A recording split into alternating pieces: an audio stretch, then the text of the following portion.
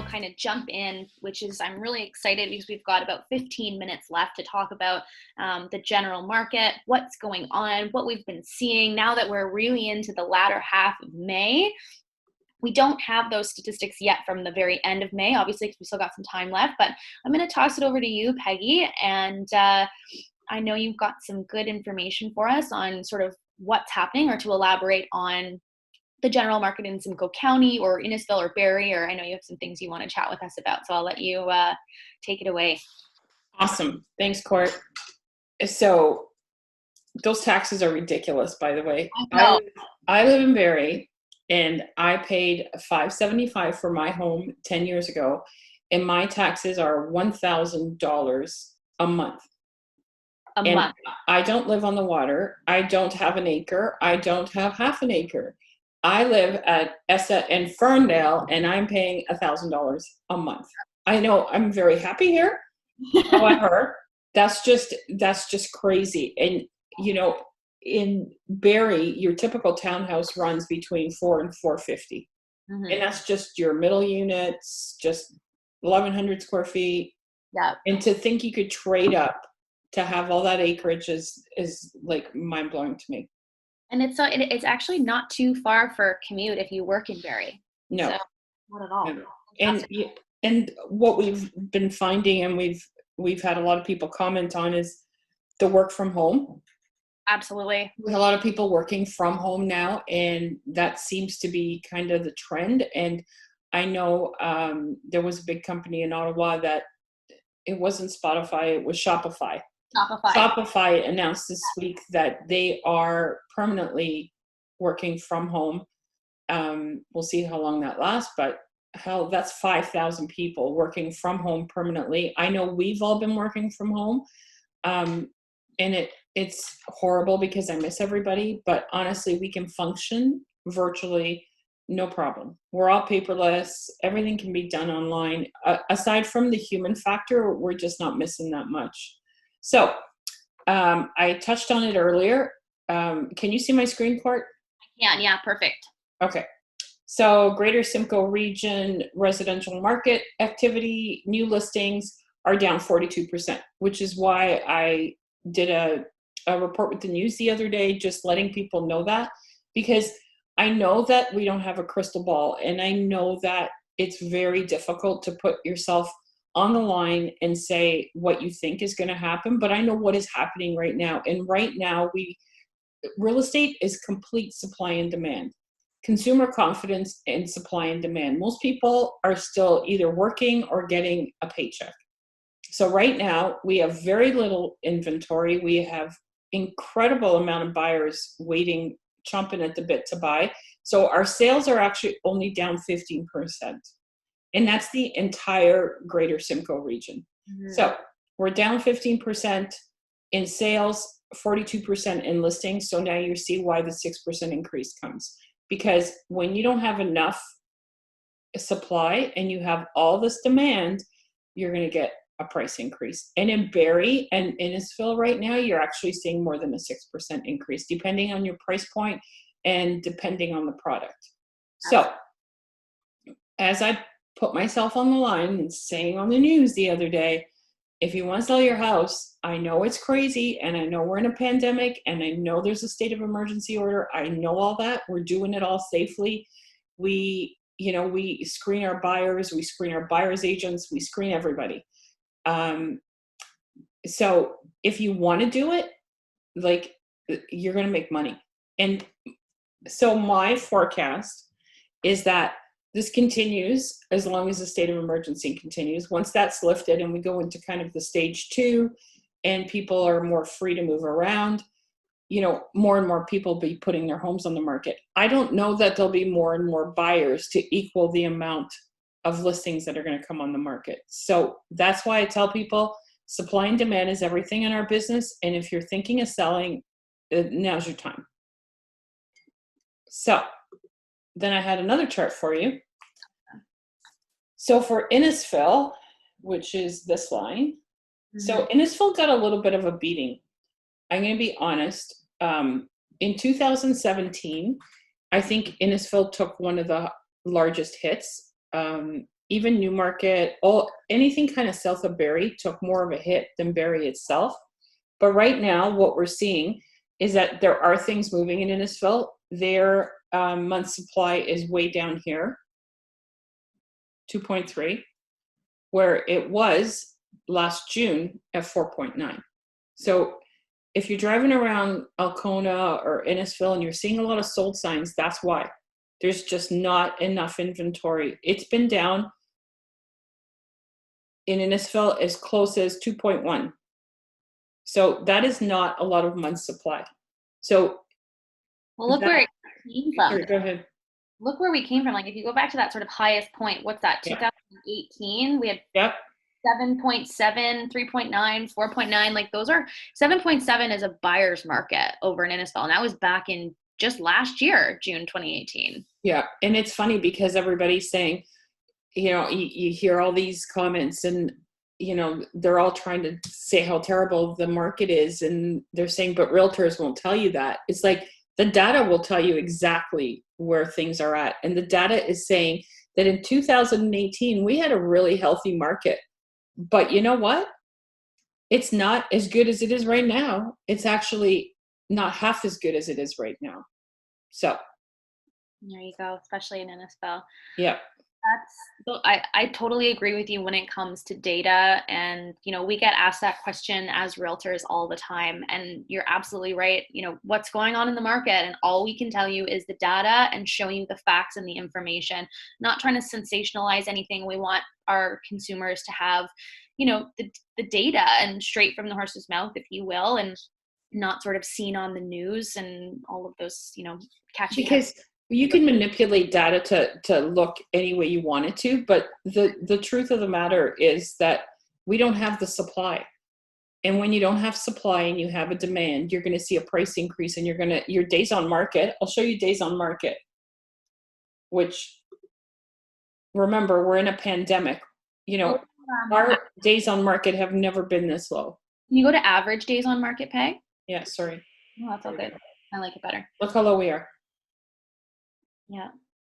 So, it's crazy low. So, I know it sounds kind of crazy when we sit here and tell people to put their homes on the market during a pandemic. However, if you can do it safely, you're going to have less days on market. You're going to have less tire kickers, because we screen the crap out of anybody that wants to show one of our homes. They have to abide by all the rules. We have masks, hand sanitizer, gloves at all of our listings. All of our buyers are equipped with full PPE. So we can do this safely. There's more rules, but it can still be done. You can still see a home. I know a lot of people think that you can only buy virtually right now, and that's not true. And a lot of people think you can only sell virtually right now, and that's not true. We're selling whatever way our clients want to sell. So if you want to sell virtually and never want to see us, we're okay with that. We won't take it personally. Well, I might. But if you want to sell and you want people in your home, we have a way of doing that too. So, and it's funny because you see all these sales of Matterport cameras, coming off the shelves, and it's like, where has everybody been? I have 2 Matterport cameras, and one of them is 7 years old. And that's our backup camera. So, I mean, this isn't new technology. It's just, I don't know where everybody's been. Yeah. People are just coming in tune with it, but we've always lived this way. This isn't weird for us. Yeah. So that's where it comes from. And I really get annoyed. And I actually want Nick to pipe in. Yeah. Because there's been a lot of stuff in the media recently about CMHC and how, prices are coming down 20%. There's no way prices are coming down 20% unless, I don't know how they're going to bring them in, but if they brought in 1 million buyers into Ontario, okay, I could see a decrease, because then we'd have more buyers than we'd have sellers. But in the meantime, I have no idea how prices would fall 20%. I don't get it. The only thing that we don't have control over in this market is once the state of emergency is over and once the government stops helping people pay their bills, I don't know what that looks like on the other end. What that looks like, how many people will have to sell at that point. But again, people having to sell. So that is going to drive our prices down. That's the only thing that's going to drive our prices down. So Couldn't agree with you more. Yeah, couldn't agree with you more. You CMHC and all the rumors out there. Yeah, the first thing I'll comment on really quickly is, we had this conversation this week. It's supply and demand. It's nothing else. So please, don't listen to those who are fear mongering and sharing these sort of things on social media. The statistics don't lie. The only thing that we need to be concerned about with respect to the housing market is the number of listings that come to market after after this is all done, and the number of buyers that are either able to buy those homes or not able to buy those homes. Meaning, the buyers are there or they're not, right? And that's what'll weigh out that supply and demand curve, right? Yeah, that's it. That's the entire thing. So when the next person tells you how terrible this market is, I would just ask them to back it up with data. Show me the data, because I can show you the data. So if whatever I'm saying isn't true, then how come the data says this? And I can't manipulate this data. This is straight from the Barrie Real Estate Board. I can't do anything but show you this data. So next person that tells you that this is a terrible market, then I'd like to prove. Exactly. Okay, so let's talk. Let's talk CMHC. First of all, just while I was waiting here for everybody's entertainment, Peggy currently has 39 tabs open on her browser there. I counted everyone. You aren't supposed to. That's only one screen. That is only one screen.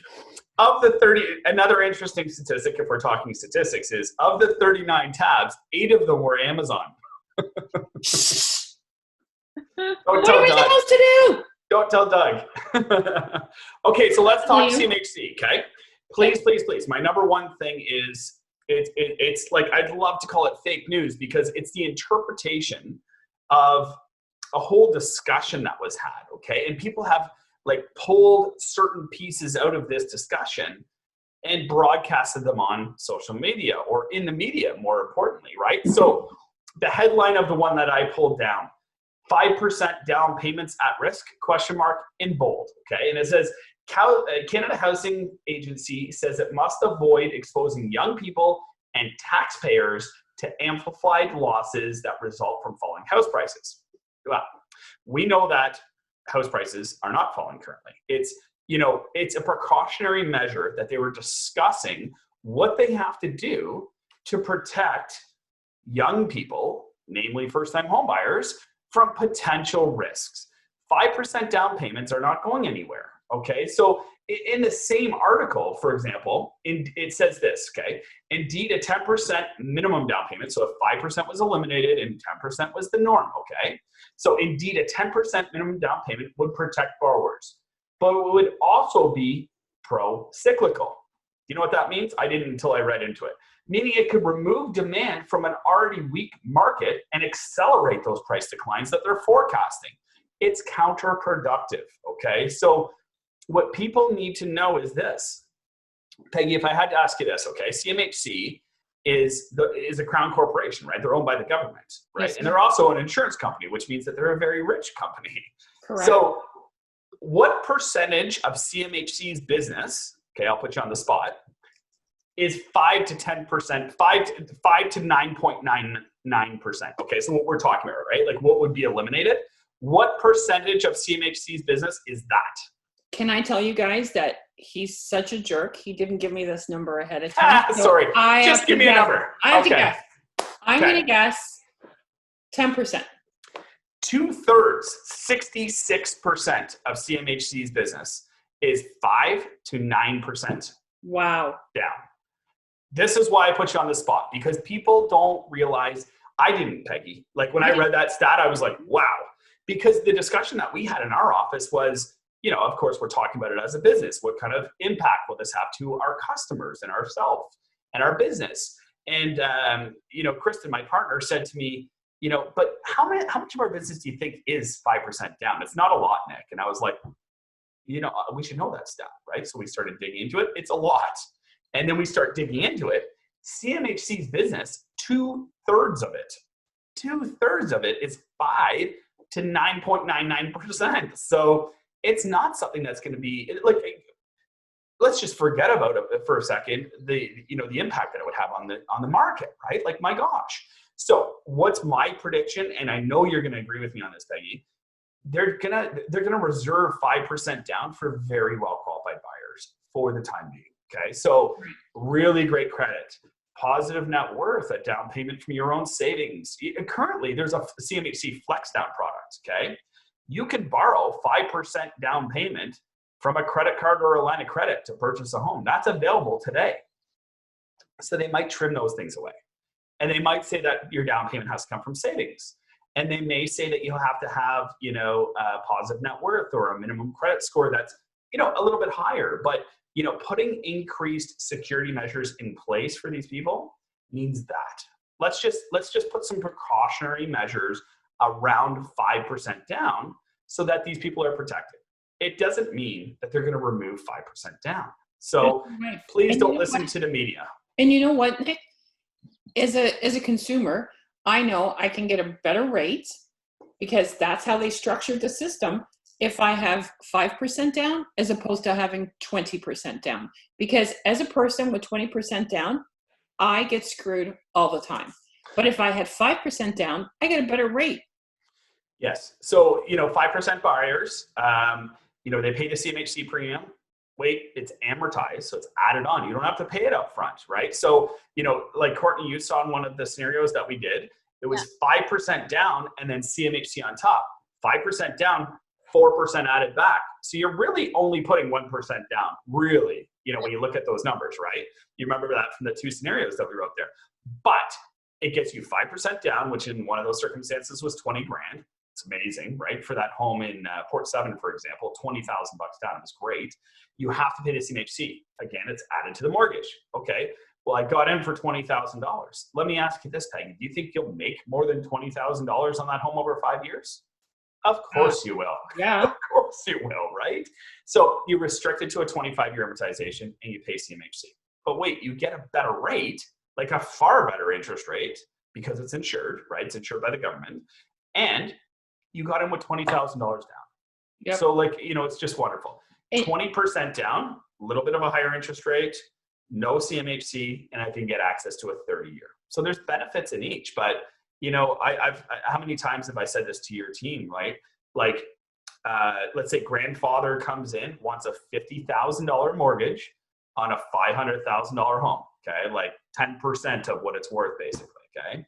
He gets a higher interest rate than his grandson that comes in buying the house next door with $25,000 down on the $500,000 house. The grandson gets a better interest rate than the grandfather, So they built a whole system to encourage us to get CMHC because that's how they make money. So it's inconceivable to me that they're going to take it away.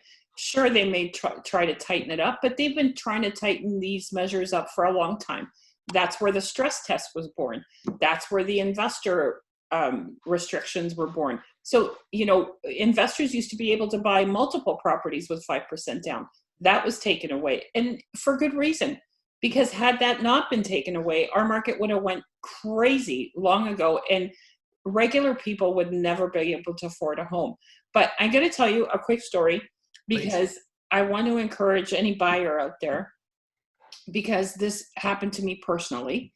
So when I first got into real estate 18 years ago, I owned my home, not outright, obviously. I had a mortgage, but I've always been, I guess because I've just come from that space, I always wanted investment property. So I would talk about it at the office, and the real agents at the time that actually knew what they were talking about, so I thought, would tell me that the market is going to drop, that I was a moron, that if I thought I was going to get into the market 18 years ago, that I was a moron. So I was paralyzed. I was completely paralyzed for years. I didn't buy my first investment property for, I would say, 7 years. And that was a long time. I missed 7 years of equity building because I listened to other people who told me the market was going to drop. It's inconceivable to me how this market can drop when we don't have the inventory to support the buyers in the system. So I don't understand. Going into this pandemic, we had the least amount of inventory. We couldn't even get a first-time buyer a home because there were multiples and everything. You know, chances of you getting a home were very slim if you're a first-time buyer. So it's inconceivable to me how that is all going to turn around in a matter of a few months and everything's going to fall from the sky and it's going to drop. It just doesn't make sense. We need we need an influx of hundreds of listings on a daily basis. Hundreds. And where are they coming from? No. Where are they coming from? Even the builders that were supposed to be online, you know, there's so much red tape with builders and the city and what have you. Like we were supposed to have new builds in Barrie years ago. In 2017, I remember thinking, man, if those builders were online right now, we could actually have inventory. Well, here we are 3 years later, builders still aren't online. So a few of them have, but not the majority of the amalgamated lands. They're just not built yet. So I don't know where these listings are coming from. People, you know, there's only so many homes to sell and there's only so many homes to buy, but there's more buyers every single day because the reason this market's been fueled since day one has been first-time buyers, and it's still cheaper to buy than to rent. Still, to this day. That is what this entire thing has been built on, and that's why we're still seeing an increase, because it's still cheaper to buy than to rent. Rents are astronomical in Simcoe County. You know, there's no question in my mind that you could buy a home, the same home that you're renting, and live in it for less. So if you can get money together and buy yourself a home, I don't care what the prices are. It doesn't matter, because within 5 years, you're going to see your investment grow. And it's not the stock market. We're not that liquid. You can't buy a house and get out of it the next day. It doesn't work like that. So because of that, we don't see the fluctuations like, you know, the stock market sees. The stock market can drop 10% in a week. It can drop 20% in a week. You can't do that with house prices because it's not liquid. You can't get in and out of the sales fast enough to make that happen. So for any of you that are sitting on the fence out there thinking that, oh, I'm going to wait. I waited and I missed out on 8 years of equity, and I'm still really bitter about that. Can you tell? Really? I'm very still bitter about that. Nick, I have one more question for Yes. you in terms of how it would reflect whether it's CMHC or not, but again, it would potentially be speculation, but what does it look like for CMHC or insurance company to do 30-year amortizations on 5% down so buyers can afford a lower monthly payment? Is that? Yeah. So, you know, when I got into the business 13 years ago, and I spent the first 2 years of my business trying to get Peggy's business. Nick's much younger than me, guys. So when I first got into the business, you could buy a home with zero down. Okay. So it was 100% financing, and the maximum amortization was 40 years. Okay. That was the norm. And almost every first-time home buyer, you know, took 40 years because interest rates were also higher. This is pre-financial crisis. Interest rates, I don't know if you remember this, Peggy, but interest rates were 5.39 for like 5 years. Forever. That's just what they were. So we had clients who would take a variable rate, 100% financing, no money down, and a 40-year amortization. Pretty crazy, right? Yeah. So, you know, now if I combine that to, or I compare that to, say, like a 2.59, 25-year amortization, the payment is lower, and the amount of principal that you pay off over 5 years is like drastically different, okay? So let's freeze on that one point. That's what the government was looking to do, okay? So when the financial crisis hit, houses weren't accelerating at the pace that they once were. So the government said, well, how do we make sure that young folks are in a positive equity position? Well, we can only focus on principal pay down. We can't force market appreciation. Now, it of course occurred because of what Peggy just mentioned, but they cut it from 40 to 35 to 30 to 25. So it still is somewhat affordable. And the silver lining, Courtney, like what I love showing people is like when I run that amortization schedule and somebody has an interest rate less than 3% and they have a 25-year amortization, they put more principal down than interest. So for every dollar that goes out, about 52 or 53 cents is coming back in their pocket. They put out $100, 53 comes back in the form of principal reduction. So the 25-year amortization, I think, is here to stay for a while, unfortunately. Yeah. But the silver lining is that people are paying off just a ton of equity in their homes. And you know, when I focus on that too, I'll say to people, like, you know, let's again say that house in Honey Harbor, for example, like that home would pay down by about, let's say, $35,000 over 5 years. So, Courtney, do you think it'll appreciate by more than $35,000 in 5 years? Yeah. Yeah. So, you know, when we're do some sweat equity and renovate it, or do whatever, make it your own. There's so many things you can do. So what I always say is like that, you know, the principal reduction on a home like that will be complementary to the market appreciation that you're going to see. That home will go up by $100,000 easily in 5 years. And to boot, you'll get about $35,000 in principal reduction. So, you know, somebody puts 20 grand down, they get $150,000 back after 5 years. Like, it's unbelievable, right? And you remember, like, when you bought your first home, Courtney, like how much you stressed about how much you're putting down and what the payment is. And, you know, if I asked you today, Courtney, what's your monthly payment to a penny, you wouldn't be able to tell me. I promise you. No, I have no idea. Right, exactly. At the time, it's everything. Yeah. The longer we stay in homes, the more comfortable and the more affordable they become, right? So, you know, I think the government's measures in restricting 5% down payments to well-qualified buyers, you know, they're also looking at the fact that first-time home buyers stay in their homes longer now. You know, they're trying to stop people from flipping in and out. And if you read that article, that's what it says. But and every time the government brings out a new restriction, we all balk. We all get really angry. We all get really mad, and the buyers get mad, and the sellers get mad. And yet, and I hate saying this because I'm not pro-government people, I'm an independent girl, but they've been right.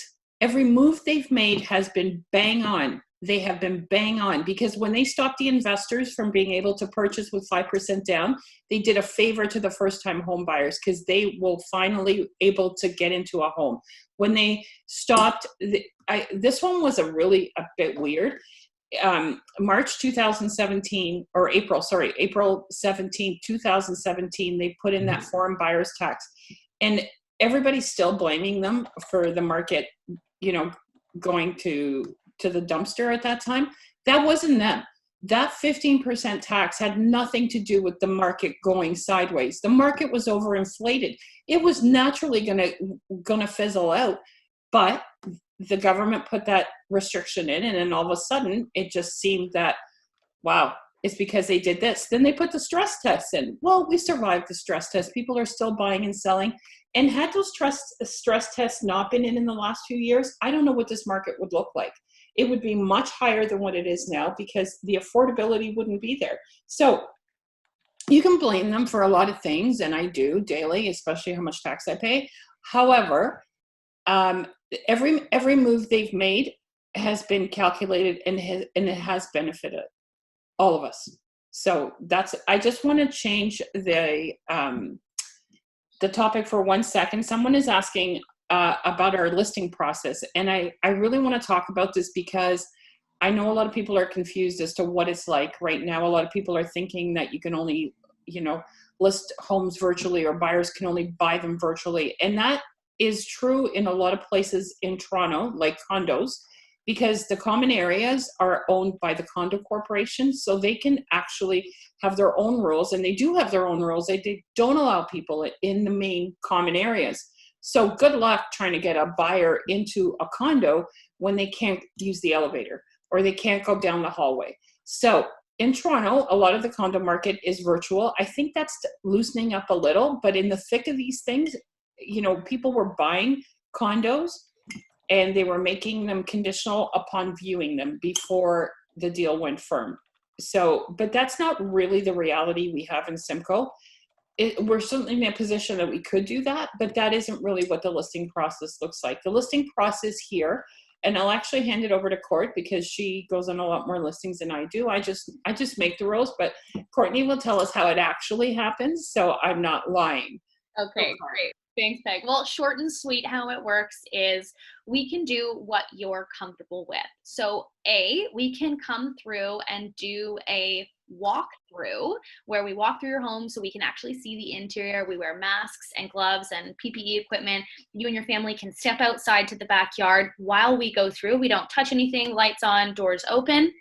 Then we can head outside.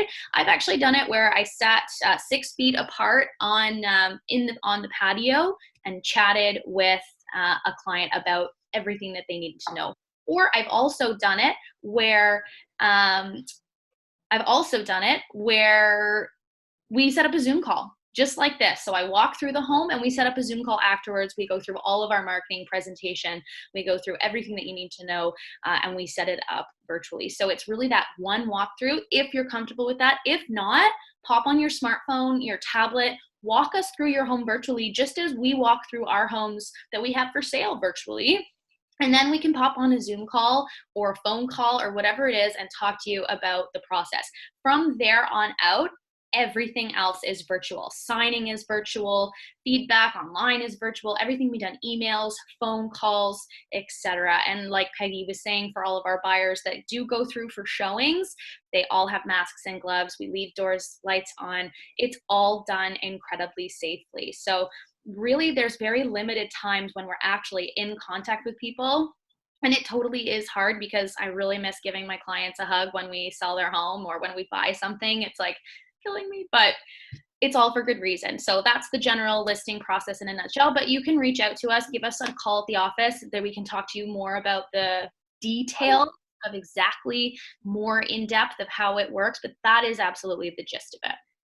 Yeah. Thank you, Court. Yeah. Cool. Well, I think any other questions from our live Facebook audience or anyone who's tuned in with us on our Zoom link today before we wrap up? I think we're good. JT Fox told me I'm looking good. Maybe he was talking to you, Courtney, but I'm hoping he's talking to me. I think he's talking to you. Okay. So good. Well, that's going to wrap us up because we're overtime as per usual. But I know, we're ranters. We're realtor ranters. I blame you, Peg. We're ranters. We love talking about real estate. So please, if you want to talk about real estate, call any one of us. We just love ranting about real estate. It's awesome. Thank you so much to all our agents who were showing us today. Leslie, Ange, Paul, Jim, you guys are so awesome. You're here every week. Thank you so much, Nick. As always, you're so fantastic. Thank you. And I think we're going to be back on here, and I think we're doing this every 2 weeks. So tune in to us, or again, reach out to Nick at Mortgage Wellness, reach out to us at the Peggy Hill team. Even if you just want information, that's all we're trying to do here is give you information, give you the data that you need, so you can make the most informed decisions on one of the biggest, investments of your lifetime. So thanks so much, everybody, and we look forward to seeing you again. And Peggy, if you want to end off the meeting, we'll go from there. See you later. Thank you, everyone. Thank you to Nick. I love bantering with Nick. Him and I just talk real estate all day long. Thank you, Courtney, my beautiful Courtney, for always being the best what are you? A moderator? I'm a moderator. This is why I don't moderate, because Courtney rocks and I suck. So thank you, guys. Enjoy the sunshine today. Please go outside. Don't touch anybody. God forbid you touch your grandchildren or your family. Just go outside. Get some sunshine.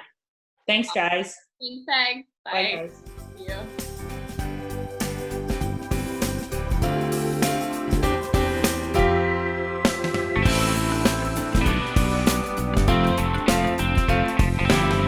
The Peggy Hill team. Real people, real service, and real results. The Peggy Hill team. Keeping it real.